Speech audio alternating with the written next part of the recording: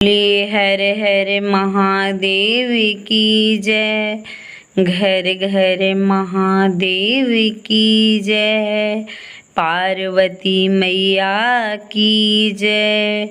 आइए दोस्तों, हम एक कहानी सुनाते हैं। एक जंगल में एक तोता रहती थी। वह तोता एक डाल पर बैठी थी और कुछ दूर से एक मैना आकर उसी डाल पर बैठा। तो तोता कहती है कि मेरे सामने से हट जाओ मैना, हम तुम्हें नहीं देखना चाहते हैं, तुम मेरे सामने से हट जाओ। तब तोता बोली कि क्यों पहना, क्यों मुझसे रूठी हुई है, क्यों हमें दूर भागने के लिए बोलती है। तब तोता बोले कि देखिए, मुझे मर्द से बहुत नफरत है, मर्द बहुत ही बेवफा होते हैं। तो मैना बोला कि ऐसा क्यों। तब तोता कहती है कि देखिए, एक कहानी हम बताते हैं। एक गांव में एक सेठ था। वह सेठ जो था एक नौकर रखा हुआ था और वह नौकर उस घर का सारा काम काज करता था और सेठ का एक बेटी थी। नौकर जो था वह थोड़ा लालची था।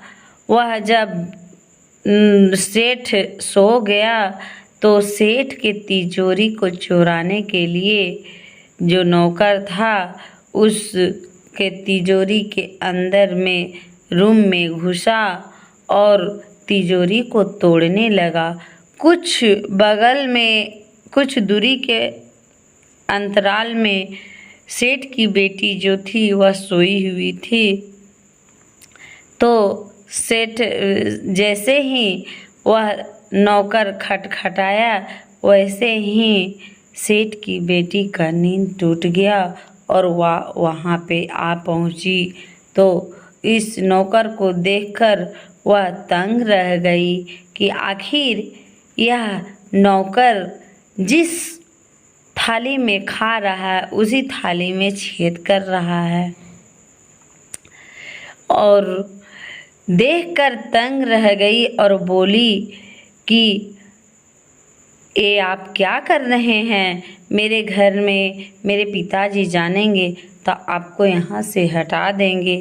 तब यह जानकर नौकर जो था वह बहुत ही बदमाश प्रवृत्ति के था। वह सेठ की बेटी को गर्दन चीपने की कोशिश की तो बेटी चिल्लाई और जब चिल्लाई बेटी तो सेठ का नींद जो था वह खुल गया और वह दौड़ा हुआ आया तो देखा कि यहाँ पे ये वो बेटी मेरी पड़ी हुई है, चोर चोर चोर कह के चिल्ला रही है।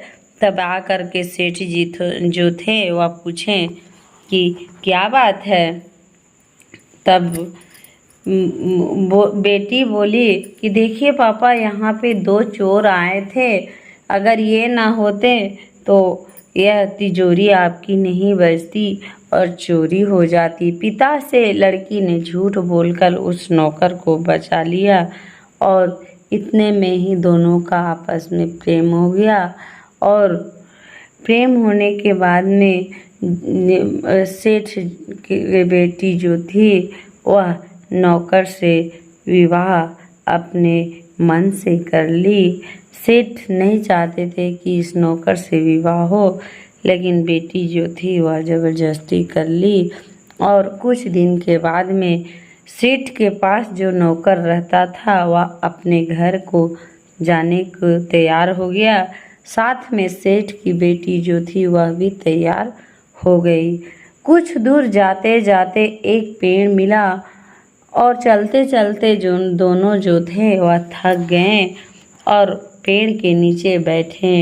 दोनों पति पत्नी पेड़ के नीचे बैठे तो जैसे ही बैठे तो थोड़ा ठंडा हवा लगा, तो वह जो सेठ की बेटी थी उसे थोड़ा नींद आया, और ये नौकर जो था वह सोया हुआ नहीं था। इतने में नौकर के दिमाग में कुछ अलग तरह का अजीब सी सोच आई कि आखिर हमारे माता पिता पूछेंगे कि इसे कहाँ से लाया है तुम अपने मन से शादी करके। इससे अच्छा इस झंझट से बचने के लिए हम इसे बांध कर एक कुआं में डाल देंगे। तब यह तरकीब सोचा से नौकर और उसकी बेटी को जंगल में बांधकर एक कुआं में जाके ढकेल दिया, और वहां से वह चुपचाप चला गया, अपना घर चला गया कि अब तो वह जिंदा रहेगी नहीं, मर जाएगी। तो बेचारी जो थी वह कुआं के अंदर से चिल्ला रही थी। तब बगल में एक किसान बेचारा जो था शंकर भगवान का परम भक्त था, वह शंकर भगवान का ध्यान में लगाए हुए था, और अचानक जब उसका ध्यान टूटा तो वह चिल्लाने की आवाज़ सुनाई पड़ा, और वह कुआं के पास में आया और कुआं से उस लड़की को खींच कर निकाला। और जैसे ही निकाला तो सारी कहानी किसान को बताई, और किसान जो था कि बोला, बेटी घबराओ नहीं, मैं तुम्हारे साथ हूँ, और साथ में लेकर सेठ के घर में पहुँचा दिया। उधर जो नौकर था वह तो सोचा कि ये तो मर गई, सेठ जानेंगे नहीं कि बेटी उसकी है, कहाँ मेरे घर में है सुरक्षित।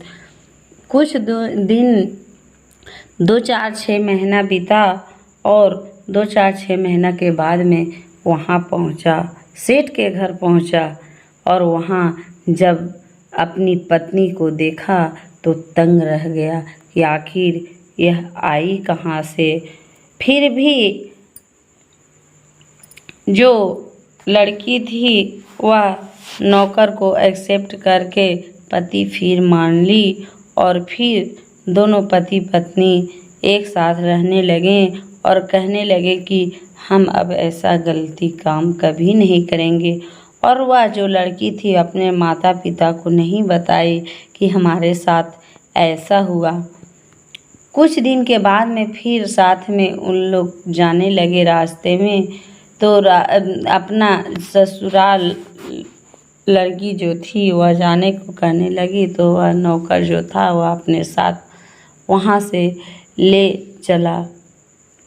चलते चलते रास्ता में एक पेड़ मिला, और पेड़ के नीचे बैठी, और वह जो लड़का था वह फिर सोचा कि अगर इसकी गर्दन को काट कर हटा दिया जाए, और वह जो था वह उसका पत्नी के गर्दन को काट कर हटा दिया, और वह अपना घर चला गया। इसलिए कहा गया है कि अपने माता पिता के आज्ञा से भी शादी विवाह करना चाहिए, किसी के जंजाल में नहीं फंसना चाहिए। अगर सेठ के बात को मान गई होती बेटी और माँ बाप को सच्चाई बताती तो आज उसका जीवन खत्म नहीं होता। इसीलिए तोता जो थे वह मैना से बोली कि मर्द बेवफा होते हैं, इसमें किसी का कोई भरोसा नहीं कि कौन क्या कब करेगा। बोले हर हर महादेव की जय, पार्वती मैया की जय।